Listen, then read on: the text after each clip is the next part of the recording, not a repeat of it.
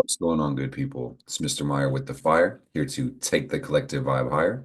Mars Day with Mark 95. This is the astrology of the week for April 1st until the 8th. Before I start, I want to welcome all the new subscribers to the community. Thank you so much. All the good people who are tuning into these videos, and thank you everybody who's returning. I really love and appreciate the community that we have built. So I'm going to walk you through this week. It seems like things are kind of picking up speed. March felt very slow but action-packed at the same time, which barely makes any sense. But it seems like the planets are about to start picking up speed. There's a lot to talk about this week specifically. So, hope you guys are well. I'm going to share my screen with you and show you where we start and where we end off at the end of the week. And I'll give you the major highlights. So, happy Aries season, my friends. It is the 12th day of Aries as I'm filming this on the 1st. I don't know about you guys, man, but like April 1st, April Fools, I fall for like every April Fool's joke, man. And I don't like being the butt of the joke. So I'm gonna do my best not to prank you guys with anything, but I feel so dumb. I just walk right into all of it. But either way it goes, anyway, we have the moon waxing in Gemini right now. So I'm going to take a just step back and remind you guys that means we literally just had last week the solar eclipse in the sign of Aries, which was a very powerful new moon that really does echo the last eclipse we had last year in the sign of Aries. So huge portals are shutting and opening, and this is a culmination process. While the new moon is the beginning of the cycle, because this is an eclipse, it does carry some weight and some extra power. We had the new moon eclipse in Aries. We had Neptune going to Aries. We had Lilith going to Scorpio last week. So much has been happening. I'm going to touch on some of these highlights, but we also have Mercury retrograde this week, which is really cool at about 28 degrees. And I had to sneeze, pardon me. I'm so sorry. We have Venus retrograde in Pisces as well at about 27 degrees. So these two are kind of smack dab right on top of each other. We have Mars direct in Cancer at 23 degrees. We've got Jupiter at 16 Gemini, Saturn at 24 Pisces. You've got Uranus at 24 Taurus. Neptune, like I mentioned, is at 0 degrees of Aquarius. And we have Pluto at 3 degrees of Aquarius. Our north node is at 26 Pisces, which of course is going to put the south node at 26 Virgo. And we do have that black moon at 0 degrees of Scorpio. So whoops, that's 1 minute. 1 week from now, on the 8th, next Tuesday, things are going to be a little bit different. And we're going to run into the major highlights in just a sec. So, our sun will be at 19 degrees of Aries. So this week really is the middle of Aries. So I hope you guys are enjoying that time right now. We will have our moon still waxing, getting really close to the full moon in Libra, which is actually going to kick off on the 12th full moon in Libra. We've got Mercury direct. So this is the last week of retrograde. Really, Mercury's going to go direct next Tuesday on the 8th. We've got Venus retrograde still at about 24 Pisces. So I'm going to let you guys know Mercury's not really moving too much this week, but it's really getting to switch its direction. So that's really cool.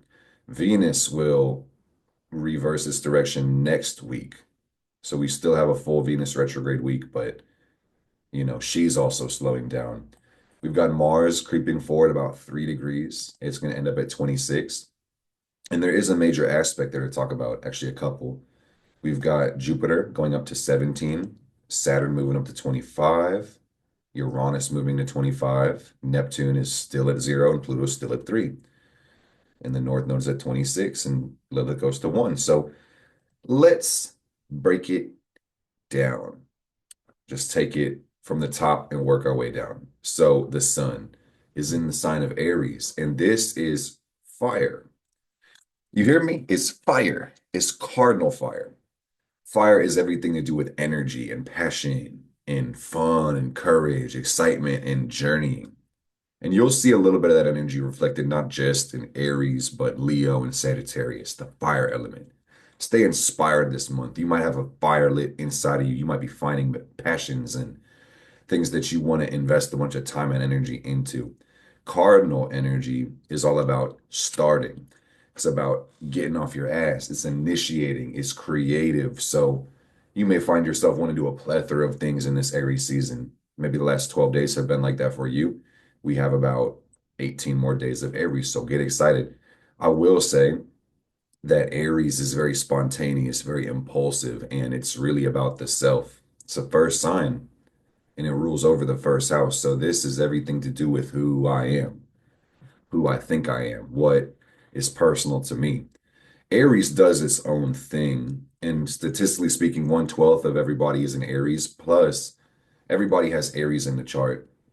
And I did post a video about Aries season. It's going to be linked down below if you want to see how it affects your specific rising sign, what you're going to focus on. The challenge with Aries, though, is doing your own thing. You know, this is a really good energy for the sun and for Mars, aka your confidence, your self-image, your passion, your desire, but it's a little bit harder when it comes to Venus and Saturn. In other words, compromising, relating, or being responsible in getting to actual work, because Aries just wants to do what it wants to do. So the follow through might necessarily not necess the follow through may not necessarily be so easy, but it is going to be beautiful. It's worth mentioning that there's two signs that are in conjunct the sign of Aries, which is a 150-degree angle.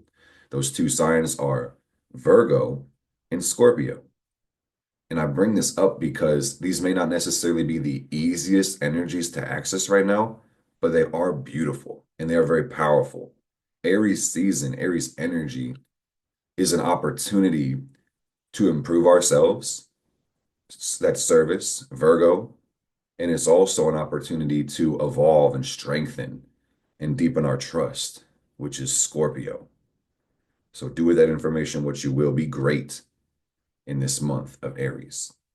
And do take the time to find where you have Aries within your natal chart, what house, and see if there's any planets that are in there natally and watch the transits. And if this is a bunch of jargon and it's not that easy to grasp, hit the link below and grab simplified astrology that will bring you up to speed, okay? So interesting week for the moon. The moon is your inner self. It's the vibe, it's the tide, it's the motion, it's the rhythm. So just study your moon, watch the aspects as the moon goes around the chart. I say it's an interesting time because the moon never stops moving, but as far as this week goes, we really don't have too much going on as far as lunations apart from the first quarter moon when the moon goes into Cancer and squares up with the Aries sun. That's going to be a great time for you to make some adjustments and check in with those selective goals you set around that new moon. Plus, if you haven't yet set goals for the month, the first is a perfect time to do it. Me personally, I like to set my goals on the new moon and align it with the lunation cycle, but you could do both or either or. Anyway, Mercury retrograde. We actually got two retrogrades this week, so let's talk about it. And one of them's ending, Mercury retrograde. Mercury is the power of the mind, and then Venus is the power of the heart. So this week is about one, reorganizing things, which is Mercury, and two, reevaluating things, which is Venus. So Mercury governs the third house, which is our environment, the things that surround us, the desk, the car, technology, where we travel on a short-term basis. So simplification is key, cleaning up your environment, deleting apps, pictures, folders, organizing, everything's energy. So if we have more clarity externally, we will have more clarity internally. Okay. Mercury is in the sign of Pisces.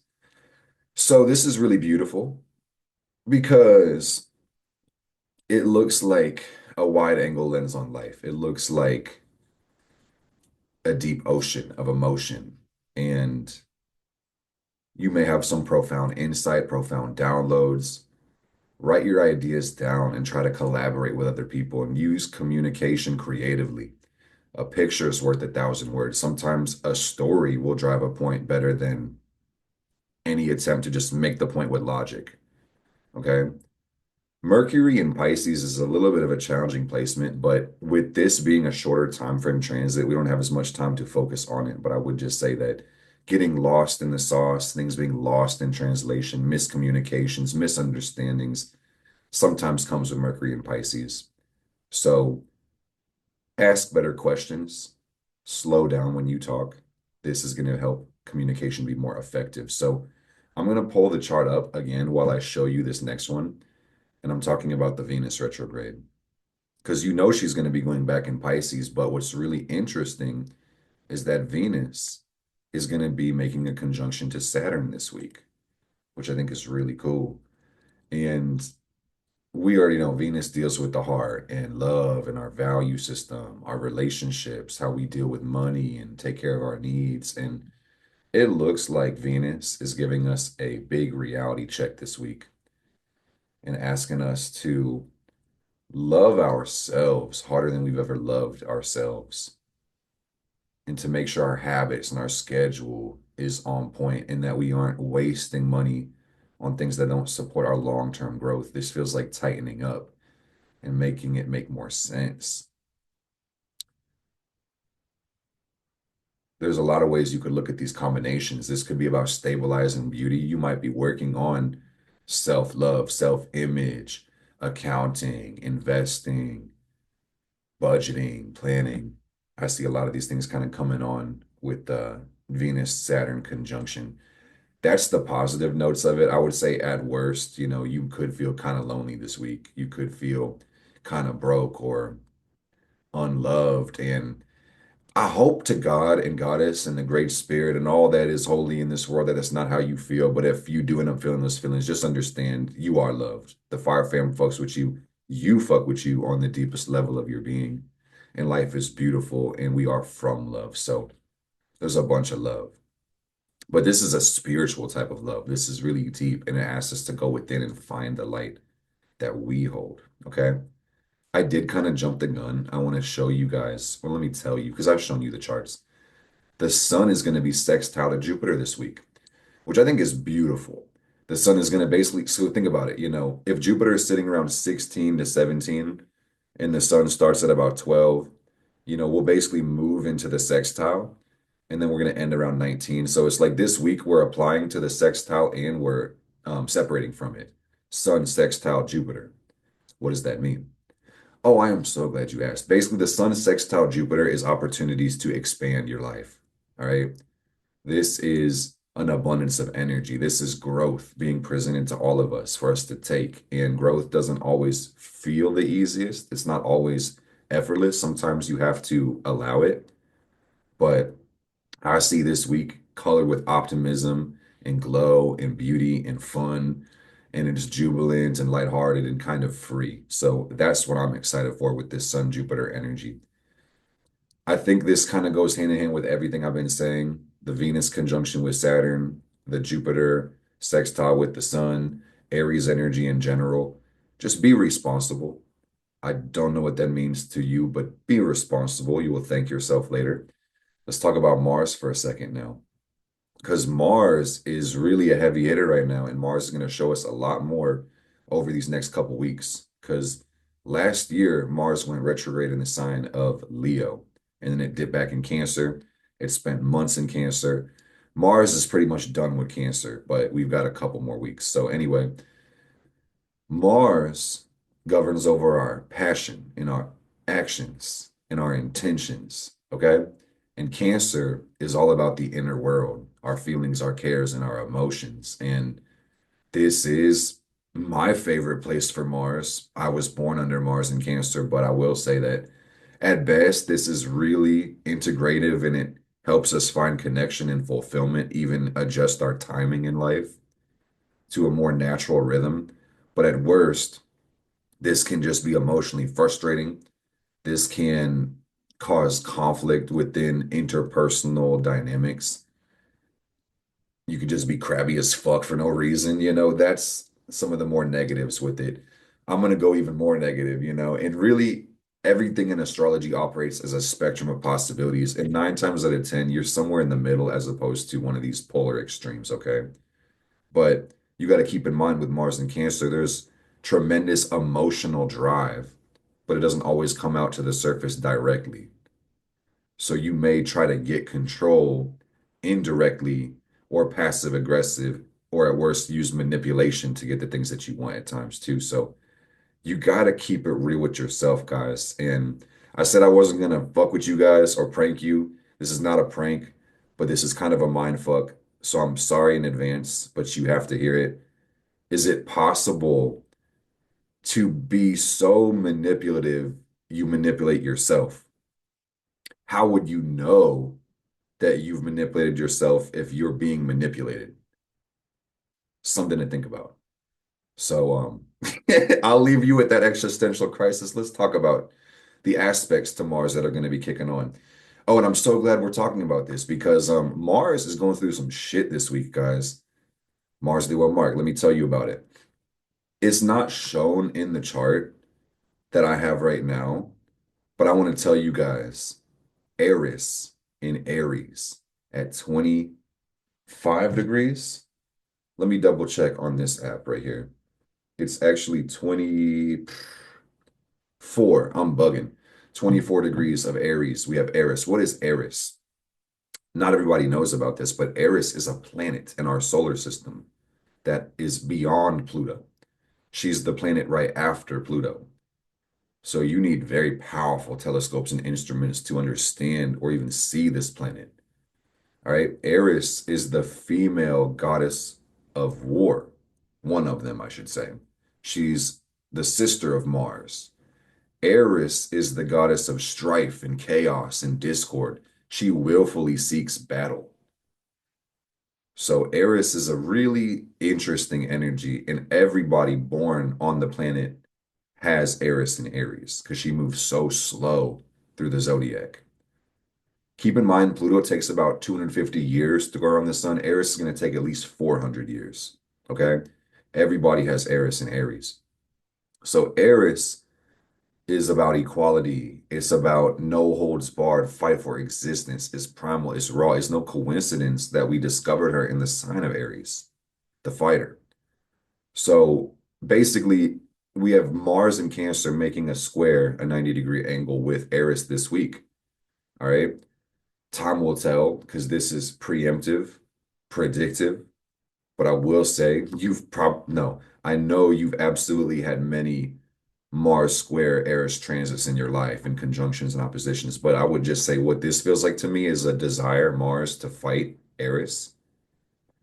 So without identifying the enemy, you can't fight the good fight. And I will say, on a more neutral tone, this is a bunch of energy, just a bunch of energy, and it's truly neutral, but how you use it is how you use it. So be constructive, be responsible without a target to shoot at. This burst of energy coming forth this week, it may play out more destructively, chaotically, counterproductively. So beyond responsibility, self-control is a very important virtue. We can't, and I'm going to say this again in context of Mars and Cancer, we cannot control what others do. We can control ourselves. So just remember that and see what you can do with that. Okay.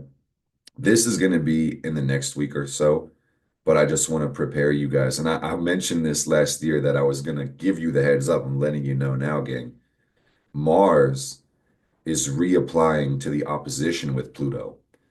And this has similar themes with the Eris square, but this is all about regenerating your energy. This is about claiming your power, asserting your right to exist. Okay? This is about sovereignty. And sovereignty really means freedom from external control.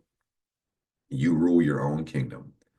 And I think the real trick to this, guys, is that we don't seek to rule anybody else's kingdom. Just rule your own. Practice preventative maintenance because there are people in this world for whatever reason, whether it's conscious or unconscious, that want to control others and put their power over others. So mind your business, avoid conflict, be strong, be ready to handle it should it arise. Handle it swiftly, quickly, and decisively. On the other hand, also remember not everything deserves a reaction. Some people just want to get a reaction from you. Not giving a reaction is powerful. Remember that. Okay, so I got a couple more, and then I'm going to sign off and let you guys know that I love you again. So we've got Jupiter in Gemini, and we've had this for a hot minute. And really, Jupiter's growth. Gemini is the mind. Keep learning, keep studying, keep engaging deeply with the things that interest you, but please understand what your distractions are so you can be more effective in your life. Saturn's in Pisces, and there's some interesting stuff with Saturn and Pisces. Oh my goodness. So Saturn in Pisces is about mastering emotions, Saturn's boundaries. Pisces is the universe, all empathy, connection, mysticism, dreams. So beyond mastering your emotions and taking full control over your responses and taking accountability for how you feel, this has every, and Spirit just said that fucking part. I hope you guys are hearing what I'm saying, man, because I don't come on here just to throw a bunch of empty calories. Like, this is really the energetics of these transits. Saturn in Pisces also has a lot to do with consistent devotional work in your spiritual life every day. You leaning on these meditation practices, the breath work, having a path of meaningful service, but also being so devoted and structured that you don't drain yourself while you give to the world. It's very important that we save ourselves. We set an example for others, okay? Mars and Saturn are trine this week, which is really cool. They've been operating trine for a second, and this is a gift. The real beautiful gift with all this water in the sky, guys, think about this water, this emotion, this connection. If you really decide what you want, which is Mars, Saturn in Pisces right now will help you build the structure and help you attain these goals. If you don't have a plan, all you need to do is choose a direction and sit in your mind for like 5 minutes and you will come up with a plan. Use a piece of paper, use the notes on your phone. You'll surprise yourself with what you come up with, okay? But I also want to show you guys something really interesting. And this seems kind of intermediate to some, but you're smart enough to take this in if you followed the conversation this far. Midpoint structure. Mars is trine to Saturn, but Uranus and Taurus is sitting right in the middle of the two. So it's a sextile from Uranus to Mars, but also a sextile from Uranus to Saturn. And this is another gift. And really, Uranus is charging up both of these planets, and liberation comes from Uranus, liberation and change. And while this energy in astrology affects us all very deeply and personally, it also plays out in the collective conscious in the world events on the grand stage too. And when I think about the Uranus and Saturn side of things, this looks like breaking free from limits and evolving our technology and advancing society, and everybody's conscious awareness going to rise as well. Uranus Mars, on the other hand, is going to bring a lot of energy. It's going to amplify the willpower. It's also going to make us shed things that don't really help us manifest fulfillment within our lives. So, like I mentioned earlier, while we are in a new moon phase, waxing cycle, it seems like there's a lot to let go of already. And that leads me to my next point. I got two more and I'm gonna sign off. Okay, guys. We've got the Black Moon Lilith in Scorpio squared with Pluto. And this is really the theme for the majority of the month. Frankly, Lilith will pop around to 3 degrees at the end of the month. So this whole month of April, guys, we are applying square Lilith to Pluto. Just like Lilith is applying square to Pluto. And what's that mean? So Lilith, the Black Moon Lilith, I should say, because there's three versions. There's the dark moon, the black moon, and then the asteroid. The black moon is the lunar apogee, which is basically the furthest the moon can be in the orbit around the Earth. Deep emotions, hidden desires, the most sensitive part of us that needs to be nurtured. In Scorpio reflects power and bonds and merging, magic, secrets, even the taboo. Lilith takes about 9 months to move through a sign, and it's interesting that the mother is the moon archetype, or I should say the moon is the mother and takes about 9 months to make a human child too. So there's something very magical and auspicious about the transit of the moon. Anyway, Lilith in Scorpio is going to make people want to step into their power. And depending on our relationship with the concept of power will determine how, why, and where we actualize this pursuit of power acquisition. Or if we want to reject it the whole time, that's also a possibility. But think about Pluto, the great revealer. Pluto is the world's soul. That's wild. Pluto destroys things. so things can be rebirthed. Pluto is the cycle of death and rebirth and regeneration. So time will tell, and we're going to see this tighten up over the month. And I'm going to repeat this, and it's going to be the theme, but hidden emotions resurfacing is a very big thing with Lilith square Pluto. Lilith is also our dark feminine energy. And dark and light, I really want to start by saying, doesn't mean good or bad. You need both, frankly. And it's not wise to assume that the dark hates the light and vice versa. But when I talk about the dark, I do mean the absence of light. I mean the internal. I mean the more raw, primal, even unconscious is what I mean when I say dark. And it looks like Pluto, which is power, Pluto is force, coming in at a square. This is unavoidable. This is a tense angle. We're going to be shown our darkness. All right. So it's worth having the conversation now that everybody has a dark side. Where there is light, there has to be shadow.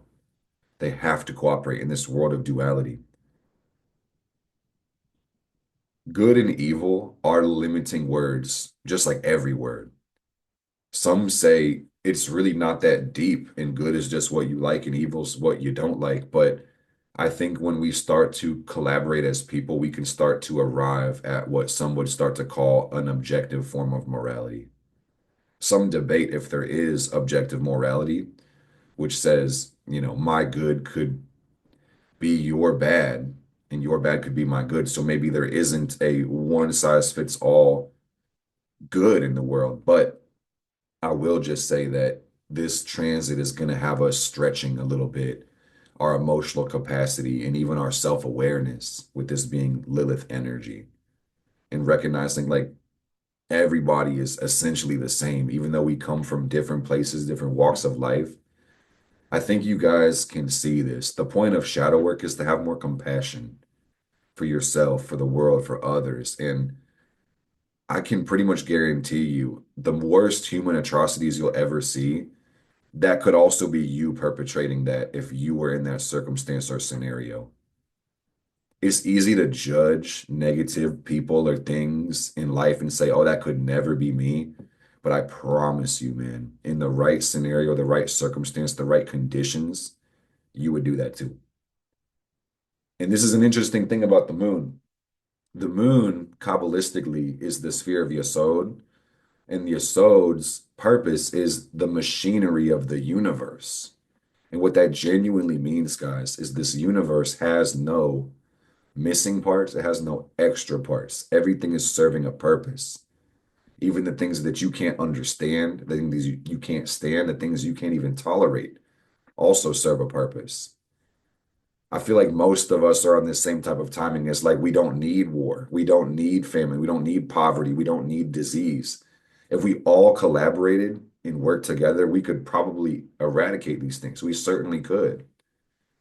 So it seems like a waste of time and energy to have all this suffering in this world. But I will say it does teach us something. And there is something to learn from it. And there is a purpose for all of it. Everybody in the world has a very important role to play in these times that we're going through right now, guys.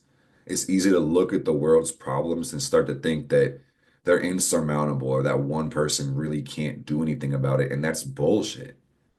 Total fucking bullshit. How much does a thought weigh? Everything is energy. Everybody has the power of influence. One person can change the entire world. Even thinking nice thoughts changes the whole universe. So don't forget your power. Step into your power. So one thing I want to say even deeper, because I'm going to move into the last aspect in just a second, is with Lilith square to Pluto, and even just Lilith and Scorpio for 9 months, this is about a deep purge, a deep transformation. That's how the power is arrived at.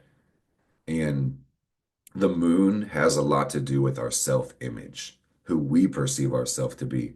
And it's worth noting, guys, that we create a self-image. This is something we have control over, but think about the moon now. It is conditioned. The self-image is conditioned by the past, society, family, our experiences in life. our beliefs that are conscious, among so many other things. So when I look at Lilith in Scorpio, especially with the square to Pluto, I see a deep shedding of skin and looking at a different version of ourselves and releasing resentments, unjustifying resentments, whatever things you might struggle with, have the hardest time with. I see us offering compassion to these parts of ourselves and letting the pain go, letting the expectations that are negative go. I see us releasing the feeling of defeat. I see us more excited, more alive, more free, more powerful. I want to speak for a second about power cycles, guys. Just really quick. Good times create weak people because there's really nothing needed to do. So people don't have as much strength, right? So good times create weak people. And then weak people will create bad times because they don't have the strength to make the time good. The bad times will create strong people, and the strong people will create good times. And the good times will create weak people, and the weak people will create bad times. Do you see a pattern? Do you see the cycle repeating itself? All right. So there's a lot of ways that we could interpret this in the context of, Lilith and Pluto and the solar system. Everybody's going through a different timing. And that's why astrology is so powerful, especially with the times we're going through with Mars ruling over the moon and the black moon changing and Neptune going into the sign of Aries. There's so much that is revealing our personal power and importance within this world, which I really love, guys, because, what I'm trying to say full circle now is that you might have been going through one of the hardest fucking times in your life these last couple years as a result of weak people within your life or the world in general. And you might be jumping into your strength now, or on the complete opposite spectrum, maybe you've been, enjoying the fruits of the good life and things are going to step up in power and intensity, and you're going to have to work a little bit harder to really step in that power. Or, like I mentioned earlier, it could be somewhere kind of in the middle. I'm mind mapping right now, guys, in like a square, and I'm only painting two sides of it, but just understand there's a lot of spectrums of possibilities when it comes to this one. So, last thing I want to talk about is Neptune in the sign of Aries, which I'm sure most of us have already heard something about, but I really want to detail this today. Is that Neptune is far out, man. It's not as far as Pluto, it's actually right before Pluto, but it's very important. Neptune has an almost perfectly circular orbit and that orbit takes around 160 years. And this planet moves very much with the culture. And the sign of Neptune's transit is the dream the culture wants to manifest. We've had about 14 years of Neptune in Pisces, which has marked these times collectively, has helped us integrate a more universal consciousness. It has helped social welfare. It's brought us closer together. You got to keep in mind, Pisces is not just about the universal, but it's about dissolving, which in some way is universal if you really think about it. So we have realized more over these last couple, I say couple, but it's really 14 years that we are one and that we are above a lot of this bullshit make believe things that we conjure up as humans. It's just life and love and people. But at the same time, guys, everything does have a shadow side again. So victim consciousness is really one of the more negative parts of Pisces is that pipeline between savior, martyr, victim, where everybody has a unique contribution to make. We all have to understand the nature of sacrifice in life, but very quickly we can become the victim when we were just embracing the nature of sacrifice, which is intrinsic to life. I hope you guys are picking up what I'm saying. And if you made it this far, please hit that like button so I know that you're getting this, okay? Sacrifice is intrinsic to life. It's not good or bad. So understanding the nature of sacrifice is a virtue, but then we can make ourselves a martyr to that and then become a victim of the things that we've elected to do when no one necessarily may have asked us to do it, Or maybe it was asked of us, but this was for our best and highest good, but we feel like we are burdened by existence itself. So that's one dimension of the shadow side. I will say another thing, which is less psychological, is pollution. Neptune and Pisces, the dirty ass oceans, us caring too much about consumerism and illusions and dreams and media and all types of bullshit. This could pollute the environment. This could pollute our minds. This could be, highly empowering as far as spiritual actualization goes, but it could also be very mystifying and disillusioning. Your next focus point that I really want to put up here, guys. Well, actually, my mind is going in three directions, so let's lay it out. You have a sextile between Neptune and Pluto. And a lot of us were born during one of these aspects. Check your natal chart to see. But Neptune and Pluto is about our collective consciousness waking up to the power that we are co-creators, that it's your life. You could look at anything in this world and say, this is my reality, or this isn't my reality. You have the power to choose. And this goes beyond blind faith and avoidance. I'm talking about the power of perception, the power of belief, and the power of vibration.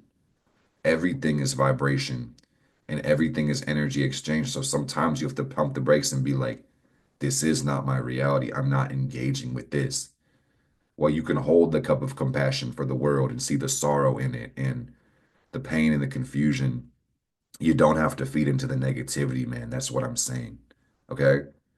So to kind of go back, even though it's really the same conversation, Neptune and Aries, time will tell. We will talk about this for at least 10 years. This is about stepping into your power. Once again, Neptune is ruled by Mars, which almost feels like a paradox, but this is not the first time this has happened. This is about autonomy, sovereignty, individual rights. This is about everybody securing their own power. And it's saying, I mean, while bad things happen, and I never want to spiritually bypass anything as I promote my content and my mission and my ministry, I will just say, man, this kind of feels like, take this with nuance and salt, but like death to the victim energy.